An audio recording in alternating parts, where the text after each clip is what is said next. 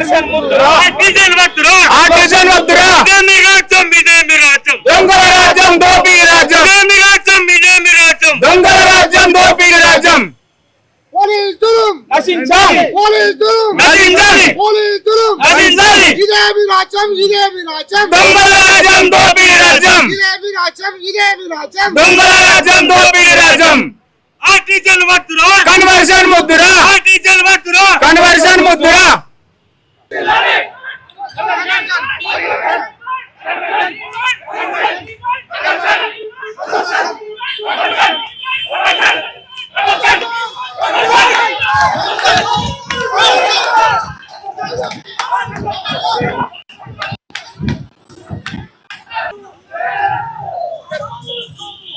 రండి రండి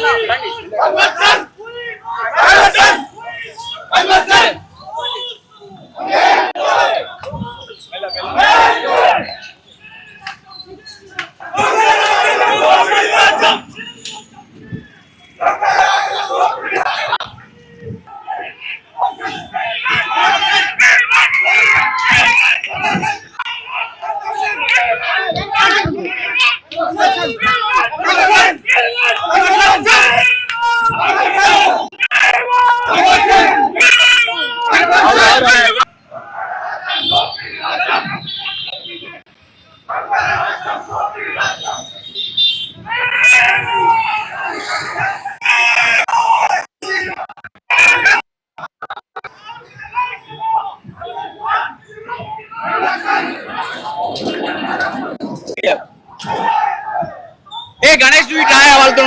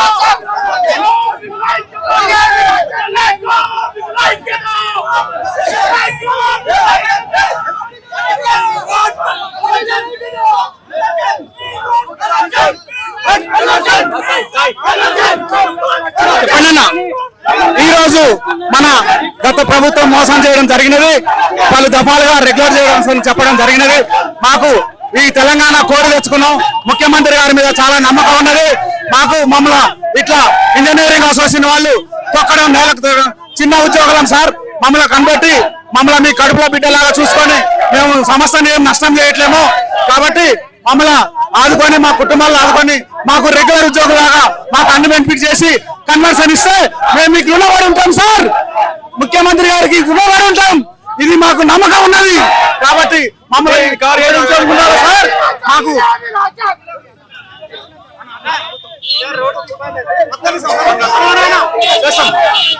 కాబట్టి మాకు ఈ ముఖ్యమంత్రి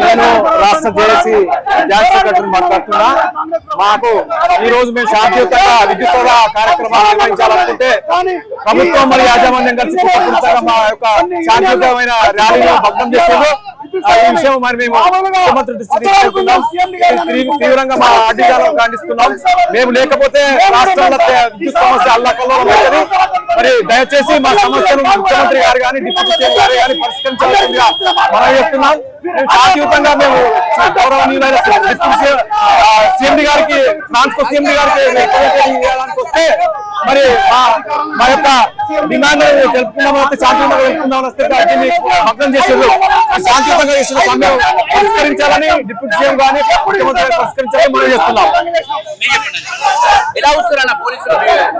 పోలీసుల వల్ల ఎటువంటి ఇబ్బంది లేదండి. యాక్చువల్ గా ఇది యొక్క ఆర్టిజన్ కార్మికుల యొక్క సమస్యను తప్పుగా పట్టించడానికి ప్రభుత్వానికి ఈ యొక్క యాజమాన్యంలో ఉన్నటువంటి కొంతమంది యూనియన్లు తప్పుగా పట్టించే ప్రయత్నం చేస్తున్నాయి. ఈ రోజు ఈ యొక్క ఆర్టిజన్ కార్మికులు ఏదైతే ఉన్నదో మమ్మల్ని రెగ్యులర్ పోస్టుల్లోకి విలీనం చేయాలని మాత్రమే కోరుకుంటున్నాం. దీనివల్ల సంస్థపై ఎటువంటి ఆర్థిక భారం పడదు.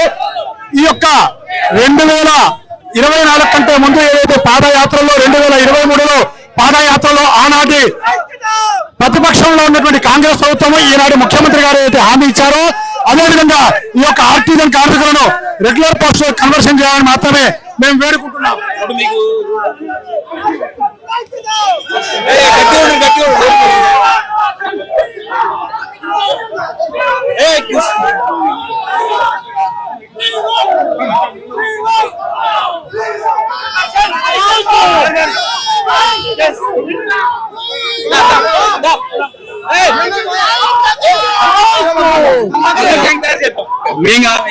మీడియా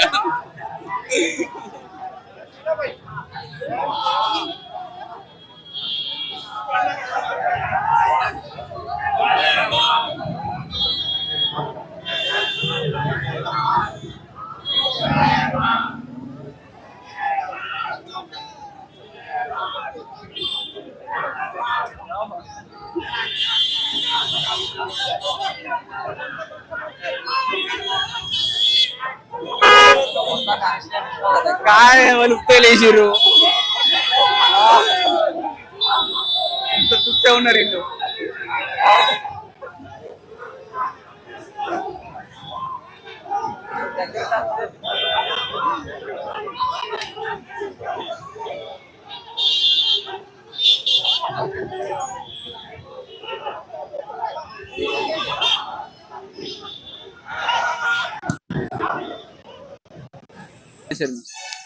రాష్ట్ర మా జేఏసీ పిలుపులో రాష్ట్ర భాగంగా ఎలాంటి నిర్ణయం తీసుకున్నా దాన్ని కట్టుబడి ఖచ్చితంగా మేము జేఏసీ నిర్ణయాన్ని ప్రకారం ఏ దానికైనా సిద్ధపడతాం, ప్రాణ త్యాగానికైనా సిద్ధాలే.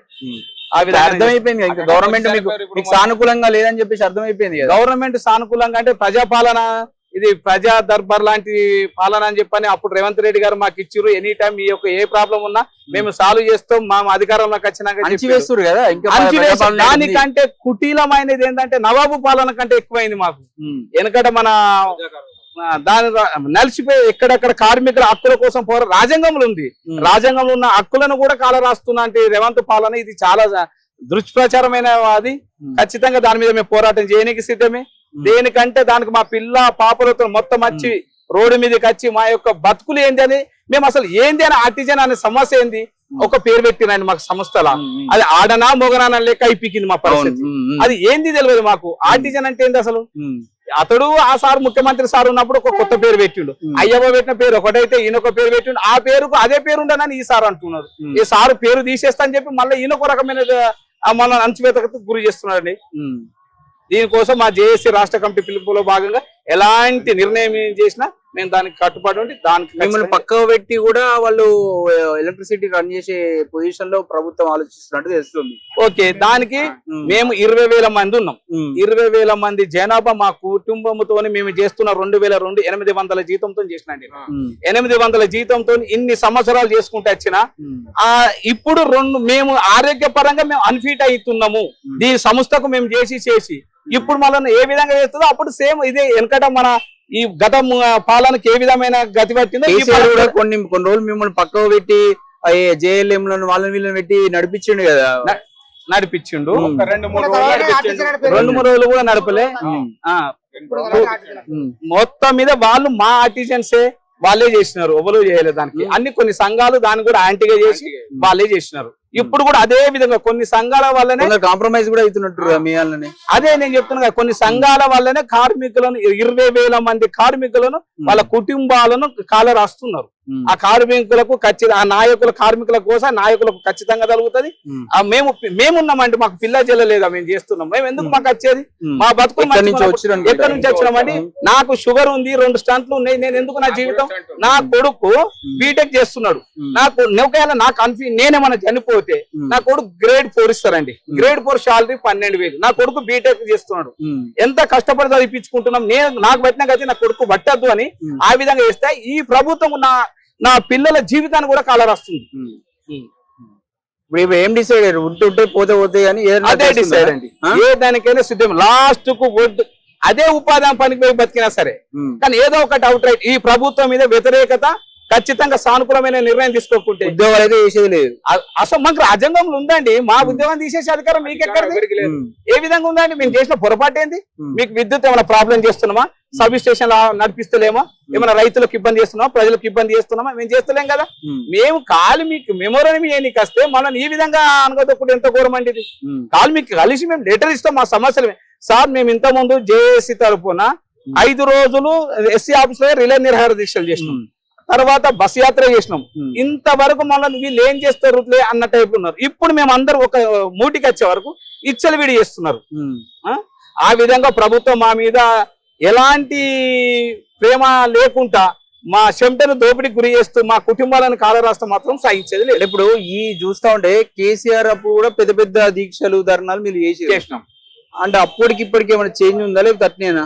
ఏంటంటే యథావిధి ఏ ప్రభుత్వమైనా అంతే. గత ప్రభుత్వంలో కార్మికులను కాలరాసింది, ఈ ప్రభుత్వం కూడా అదే విధంగా. అసలు ఆ ప్రభుత్వం అన్నా ఏదో చేస్తాంలే అని చెప్పండి, ఈ ప్రభుత్వం చేసింది అనుకుంటా, కొంత చేసింది, మాకు తీరుగా చేసింది, పూర్తి స్థాయి చేయాలి. అది కూడా ఇదే నాయకులు. మళ్ళా ఈయన అప్పుడు అదే నాయకులు, ఇప్పుడు అదే నాయకులు. ప్రతిసారి నాయకుల వల్లనే నష్టపోతుంది కార్మికులు. ఇక్కడ మీ వాదన తప్పుందా, ప్రభుత్వం వైఖరి తప్పుందా అంటే ఏమంటారు మీరు? మా వాదన తప్పు ఏ విధంగా ఉంటే సార్, మేము చేస్తున్న దాన్ని పర్మనెంట్ అనడం అది తప్పు కదా. గవర్నమెంట్ ఉద్యోగులుగా మిమ్మల్ని ఒక సంస్థలో 2 రూల్లు ఉంటాయండి. మేము ఒకటే సంస్థలో ఒకటే ఉద్యోగం, వాళ్ళు చేసేదే మేము చేస్తున్నాం. అట్లాంటప్పుడు ఏ రూల్స్ అంటే అవి? ఇప్పుడు ఎలాంటి రూల్స్ అయినా ఒక సంస్థలో ఒక రూల్ పెట్టు. మాకు 5 సంవత్సరాలు పెట్టినావు, 5 సంవత్సరాలు 7 సంవత్సరాలు అవుతుంది. ఫస్ట్ ఇచ్చినది మాకేంది ఆర్డర్ కాపీ, సేమ్ యథావిధిగా వాళ్ళకి ఏపీఎస్సీ రూల్స్ ఏ విధంగా. మీరు ఏమడుగుతారు? ఇండస్ట్రియల్ డిసబిలిటీ దాని కింద మీకు మా ఇండస్ట్రీ ఖరాబ్ అయింది కాబట్టి మీరు ఇలా మెర్జ్ చేసుకోవచ్చు, ప్రభుత్వం ఆదుకోవచ్చు ఇండస్ట్రీ అని చెప్పేసి మీరు ప్రతిపాదనలు కోర్టు ముందర పెట్టారు. అవును, దాన్ని కూడా కోర్టు సహకరించింది, దీనికి ఓకే అని చెప్పారు. సో ఇక్కడ మరి అనేక ఇబ్బందులు కూడా వచ్చే లీగల్ ఇష్యూల వల్లనే ప్రభుత్వం ఇంకా కొంచెం ఆగుతున్నట్టు అని ఒక వాదన. సార్, లీగల్ ఇష్యూ అంటే గతంలో ఇదే రేవంత్ రెడ్డి సార్ గారు అప్పుడు అధికారంలో లేనప్పుడు, మేము అధికారంలోకి వచ్చినాక మీ యొక్క ఆర్టీజీలను పూర్తి స్థాయిలో పర్మనెంట్ చేస్తాం. ఆ సార్కి తెలియంది ఆ మాట అన్నాడా? మొత్తం మా గురించి క్లుప్తంగా తెలిసిన తర్వాత అలాంటి నిర్ణయం మాకు చెప్పాడు. అతడు చెప్పనికి ఏదో మాలిక చిన్న చోట కాదు కదా, ఒక తెలంగాణ రాష్ట్ర ముఖ్యమంత్రి. అతడు చెప్పిందంటే మాకు ప్రతి ఇంట్లో ఓ దీపం వెలిగించుకున్నంత బరాబర్లు ఉన్నది. అలాంటిది ఆ సారు కూడా ఇప్పుడు మనను దగ్గర కూడా రానియకపోవడం అది చాలా దురదృష్టకరంగా మేము అనుకుంటున్నాం. దానికోసం దేనికైనా సిద్ధమే. ఇదే పాలనకు ఖచ్చితంగా మేము ఏ విధమైన నిర్ణయాలు తీసుకున్నా, మేము చేసి ఏ నిర్ణయం తీసుకున్నా మేము కట్టుబడి చేయాలి. అంటే ఇంటర్నల్ గా మీరు వెళ్ళి మాట్లాడారు కదా బట్టి విక్రమతోటి, ఏం చెప్తున్నావు అంటే 80,000 కోట్ల రూపాయలు అప్పు చేసి గత ప్రభుత్వం విద్యుత్ సంస్థల పైన, అది తీర్చేందుకే మేము సహకరిస్తున్నాం, అందుకే మీకు చేస్తలేమని ఒక ముచ్చడి ఏమన్నా చెప్పిండా? మాకు చెప్పలే, అలాంటి ఏం చెప్పలే మాకు. అప్పుడు మా తరపున అప్పు చేసిన సార్ వాళ్ళు మాకు ఇస్తుంది. గత ప్రభుత్వం ఏ జీతం ఇస్తుందో ఇదే అదే జీతం తీసుకుంటున్నాం మేము. మాకు జీతం పెంచింది ఏముంది, అదే జీతంలో బతుకుతున్నాం మేము. ప్రభుత్వ వర్షం ఏంటంటే అంత అప్పు వేసిండు, కేసీఆర్ వేసిపోయిండు, అది తీర్చడానికి మేము సరిపోతుంది, ఇంకా వీళ్ళకు ఇవి వేయాలంటే ఇప్పుడు సాధ్యం కాదు అని ఒక ముచ్చటి. మాకు పర్మనెంట్ లో బడ్జెట్ అనేది లేదు సార్. మాకు ఫైనాన్షియల్ గా ప్రాబ్లం లేదు. మాకు ఈ జీతంతో పూర్తి స్థాయి పర్మనెంట్ అవుతుంది మాకు కావచ్చు. మీరు ఓకే దానికి అగ్రీడ్. ఇంక్రిమెంట్లు అవి అడగరా? అది యథావిధిగా నువ్వు నన్ను అయితే ఆటోమేటిక్ ఇచ్చేది నాకు ఇస్తావు అంతే. నాకు ప్రత్యేకించి నాకేమి ప్రభుత్వం భారం పడదు, ఏం పడదు. ఫైనాన్షియల్ ప్రాబ్లం రాదు, పడుతుంది. అది చిన్నది. ఇన్ని వేల కోట్లు ప్రభుత్వం ప్రజలకు ఇంత చేస్తుంది, 20,000 కుటుంబాలకు చిన్నది చేయలేదా? పెద్ద బడన్ కాదు కదా కొంత, అంతే అండి. ఓకే, మాట్లాడతారా ఎవరు? బట్టి విక్రమార్క గారిని మొత్తం కలిసిరు, డిప్యూటీ సీఎం గారిని. ఆల్రెడీ మేము చలో విద్యుత్ సౌదా అని చెప్పేసి ఒక 15 days కింద పోస్టర్లు రిలీజ్ చేసినాం. ప్రతి 33 జిల్లాల నుంచి వచ్చేసినాం. వచ్చిన తర్వాత నిన్న వాళ్ళు దగ్గర అయ్యి మాట్లాడి మీకు కన్వర్షన్ ఇచ్చేస్తున్నాం అని చెప్పేసి ఒక మాట రాత్రి నిన్న మధ్యాహ్నం మాట్లాడుకున్నా. 12:30 మాట్లాడుకురు వాళ్ళు. నాకు ఇక్కడ ఒక క్యాండిడేట్ చెప్పేవాడు నైట్ 12 గంటలకు, నిన్న మధ్యాహ్నం 12:30కి నిన్న కలిసి అంతా ఆల్ యూనియన్స్ కలిసిన తర్వాత అయితే ఏమైంది, యూనియన్లను కొనేసుకున్నాడు. కొనేసుకొని అందరినీ కన్వర్షన్ అని చెప్తుండ అంతే. ఏపీఎస్సిబి రూల్స్ లేవు, ఓన్లీ కన్వర్షన్. కన్వర్షన్ అంటే ఏంది, థర్డ్ గ్రేడ్ కింద. ఇప్పుడు లేబర్ యాక్ట్. మరి మీ నాయకులు ఒప్పుకుర్రా? మరి నాయకులు అప్పుడు ఇస్తామని ఒప్పుకుర్రు. ఇప్పుడేమో ఒక్క నాయకుడు మీ సంఘ నాయకులు రాత్రి 12 ఒప్పుకోలేదు. వెళ్ళిండ్రు నిన్న, ఒప్పుకోలేదు. కన్వర్షన్ ఇస్తామని ఒప్పిస్తాము అని చెప్పేసి నిన్న మాట్లాడారు. ఓన్లీ కన్వర్షన్ అంట, ఏపీఎస్సిబి రూల్స్ లేవంట మాకు. అయితే ఇప్పుడు మొన్న కొత్తగా జేఎల్ఎం లెక్కిరు. ఆ జేఎల్ఎం పోయి ఏఎల్ఎం అవుతుండు. అంటే మేము 20 సంవత్సరాల నుంచి కూడా చేస్తే వెట్టి చాకరీ ప్రభుత్వం ఉంది, వెట్టి చాకరీతోటే ఉంది. ఈ కేసీఆర్ వచ్చిన తర్వాత 10 సంవత్సరాలు చేసిండు పరిపాలన. మాకు రాత్రి అగ్రిమెంట్ చేసుకొని సంతకాలు చేస్తేనే, అగ్రిమెంట్ చేసుకొని సిగ్నేచర్ చేస్తేనే నేను ఉంచుకుంటాం, లేకుంటే తొలగిస్తామని పంచాయతీ. అప్పటి నుంచి ఇప్పటిదాకా లేదు. 1947 రూల్స్ ఇంగ్లీషు బ్రిటిష్ పరిపాలన పాలించిన లెక్క చేసిండు. అది అయిపోయింది, ఆ ప్రభుత్వం పోయింది. ఈ ప్రభుత్వము ఈ సార్లు రావగానే మన కాంగ్రెస్ పార్టీ రావగానే, రేవంత్ రెడ్డి గారు రావగానే పాదయాత్రలో బట్టి విక్రమార్కను కలిసినాం. పాదయాత్ర కలిస్తే నేను రాగానే తొలి సంతకం మీకే పెడతా ఫస్ట్ అన్నాడు. సరే రేవంత్ రెడ్డి దగ్గరికి వెళ్ళినాం పాదయాత్ర కొడంగల్ కి. అక్కడ వెళ్ళినా కానీ తొలి సంతకం మీకే పెడతాం ఫస్ట్ అన్నాను. సో సరే అయిపోయింది. ఇప్పుడు మరి ఇప్పుడు ఏమంటుంది గవర్నమెంట్? బట్టి విక్రమార్క ఏం సమాధానం ఇస్తాం? ఏం సమాధానం ఇస్తున్నాము, మా బతుకులు రోడ్డు మీద పడుతున్నాయి సార్, మాకు ఏపీఎస్సిబి రూల్స్ కావాలి. JLM KLM ALM cadre wise IT చేసిన వాళ్ళు ఉన్నారు, 10th వాళ్ళు ఉన్నారు, వాళ్ళకి పర్మనెంట్ చేసి వాళ్ళు డిప్లొమా వాళ్ళు ఎంతమంది ఉంటారు? 23,000 మంది ఉంటారు. 23,000 అలా చనిపోయిన వాళ్ళు ఒక 2,000 చిల్లర 3,000 అంతమంది చనిపోయారు. మొత్తం చనిపోయారు. వాళ్ళ బతుకులు మొత్తం రోడ్డు మీద పడ్డాయి. ఒక్కరు కూడా ఏ యూనియన్ వాళ్ళు కూడా పట్టించుకోవట్లేదు.